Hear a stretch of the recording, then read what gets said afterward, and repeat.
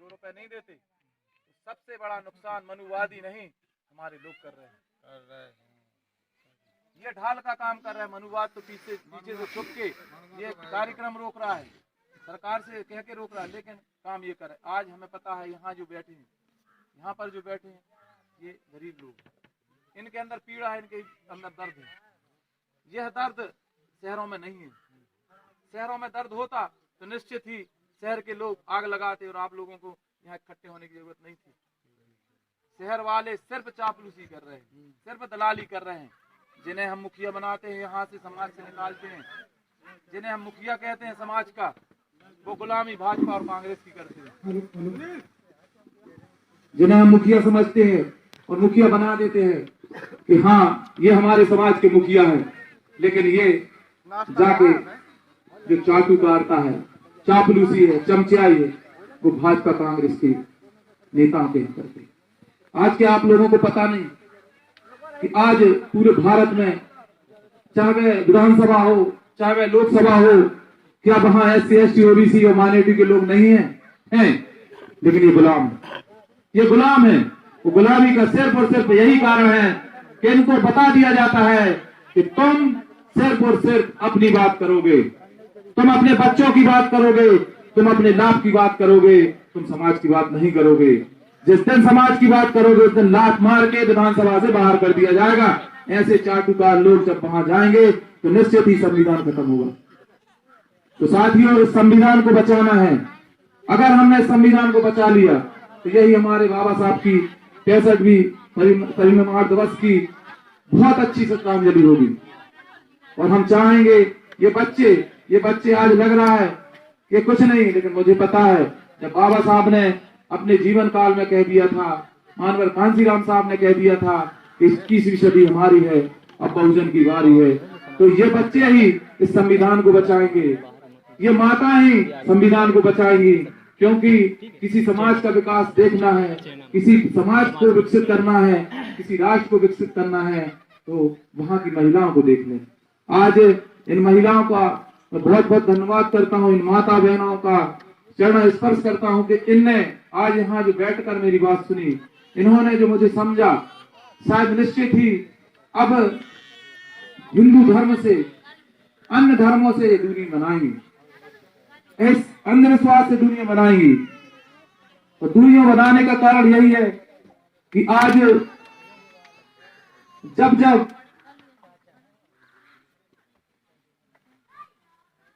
संघर्ष की बात आती है, संघर्ष करने की बात आती है, तो कहीं ना कहीं भगवान का एजेंडा बता दिया जाता है। ऐसे भगवानों का एजेंडा बता दिया जाता है जिन्हें अगर आप तर्क करें, सोचें, तो निश्चित ही कहेंगे कि ऐसा हो ही नहीं सकता।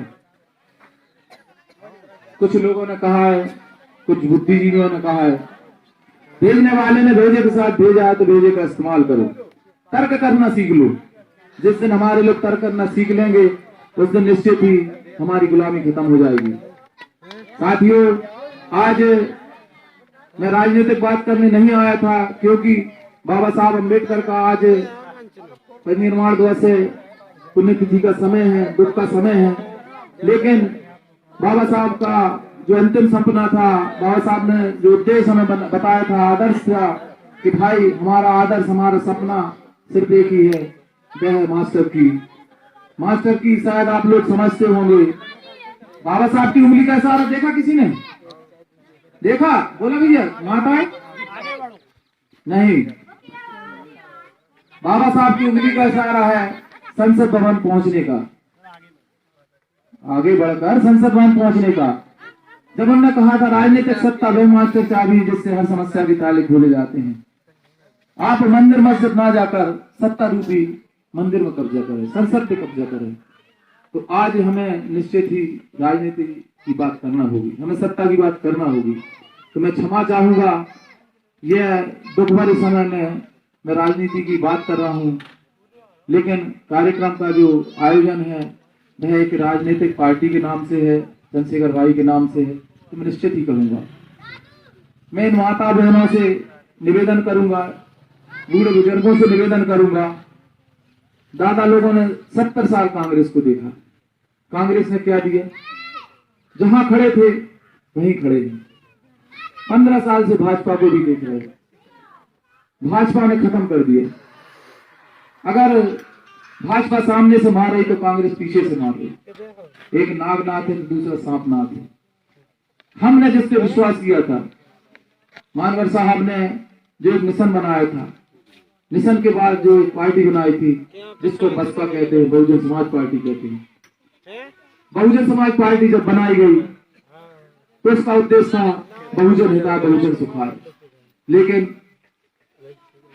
हमारी शीर्ष नेतृत्व करने वाली बहन जी ने मानवर साहब के परिनिर्वाण के बाद 2006 के बाद उद्देश्य ही चेंज कर दिया और उद्देश्य का जो स्लोगन था उसका नाम रख दिया सर्वजन हिताय सर्वजन सुखाय। यह सबकी पार्टी है, सभी लोगों की पार्टी है, जबकि मानवर साहब का उद्देश्य था कि यह सिर्फ बहुजन समाज की पार्टी है, SC ST OBC और माइनॉरिटी की पार्टी है।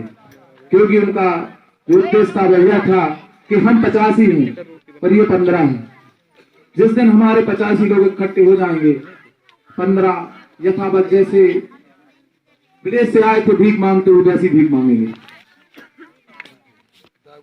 आज स्थिति ये है कि उल्टी हो चुकी है। आज उसी उद्देश्य को मानकर हमारे भाई बब्बर शेर छोटे से छोटे मुद्दे को हाईलाइट करने वाले, छोटी छोटी सी घटनाओं में जेल जाने वाले हमारे भाई चंद्रशेखर आजाद जी ने इन्हीं सब उद्देश्यों को देखते हुए जब बहन जी भटक गई, बहुजन समाज पार्टी अपनी मूल धारा से भटक गई, तो फिर उन्होंने आजाद समाज पार्टी का गठन किया और हमारे लोगों को भ्रमित ना किया जाए इसलिए पार्टी के नाम के आगे मानवर साहब का नाम भी जोड़ा गया और पार्टी का नाम रखा गया आजाद समाज पार्टी कांशीराम। इस पार्टी में वही उद्देश्य है जो मानवर साहब का था, बहुजन हिताय बहुजन सुखाय। क्योंकि हम लोग जानते हैं 85 में से अगर 51% भी लोग हमने जिंदा कर लिए तो सत्ता पे हम होंगे। तो जिस दिन बहुजन समाज सत्ता पर काबिज होगा, जिस दिन ये गरीब समाज सत्ता पर पहुंचेगा, जिसको एहसास है खेत में काम करने का, मजदूरी करने का, तो निश्चित ही मजदूर कभी दुखी नहीं होगा। साथियों, समय कम है, मुझे लंबा जाना है, बात बहुत भी है और आदर्शों की बातें करें तो कभी खत्म नहीं होने वाली हैं, चाहे मानवर साहब की बात करें या बाबा साहब अम्बेडकर की बात करें। लेकिन अंत में मैं आप लोगों से यही निवेदन करूंगा कि एक नागनाथ है, एक सांपनाथ है और जो बसपा है जिसको बहुजन समाज पार्टी कह रहे हैं, आप लोग सब मेरी रिकॉर्डिंग कर लें और वायरल कर दें। वह अजगरनाथ है, वह अजगरनाथ है।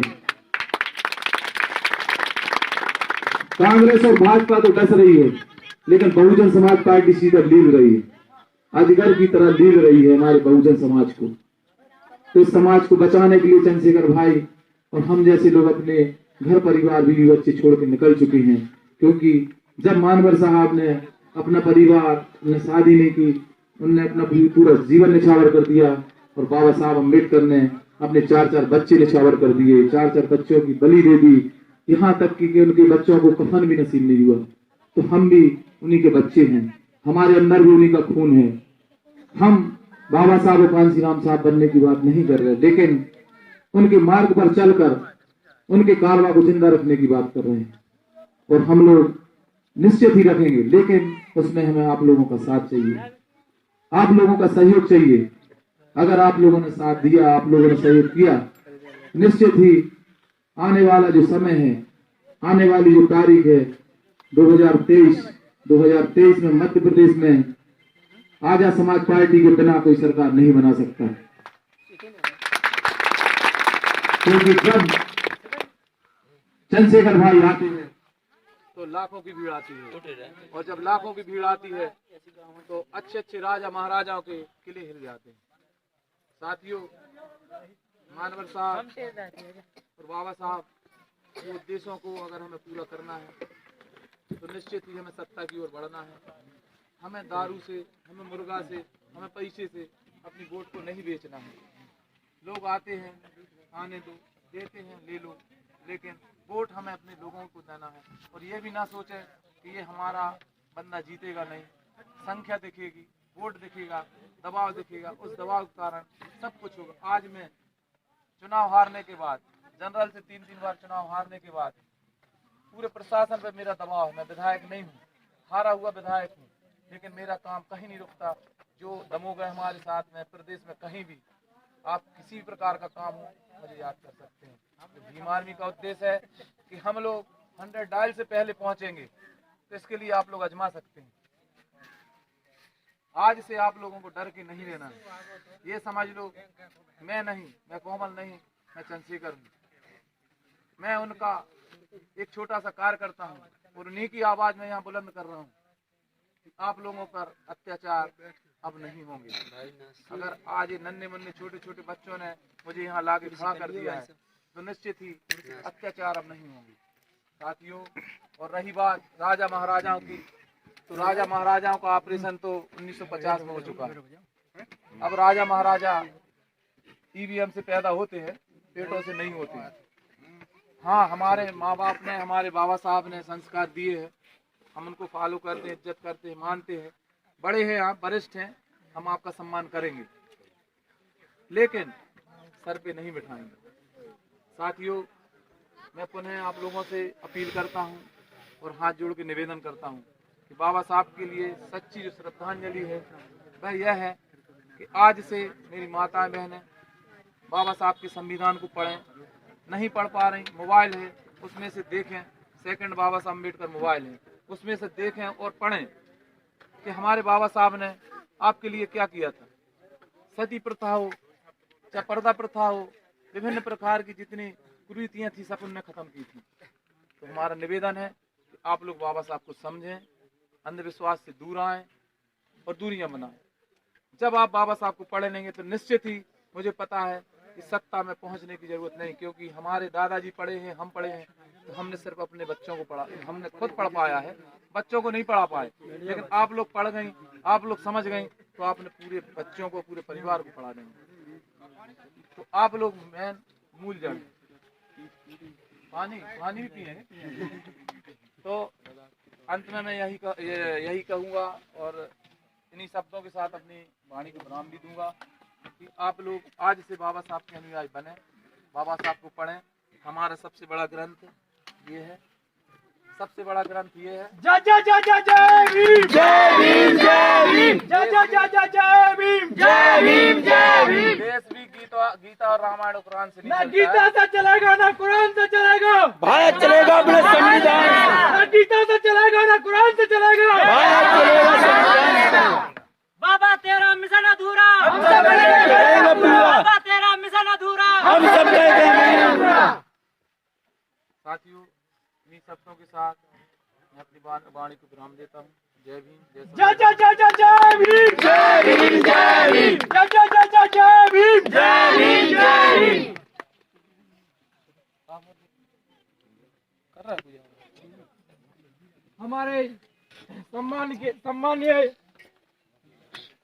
समाज के मुखिया माते श्रीमान जी चैना हैरवा जी से मैं अनुरोध करूंगा, कृपया वो मंच पर आने का कष्ट करें।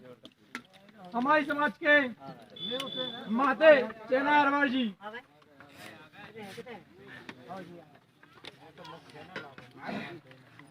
इनका ताली बजाकर स्वागत।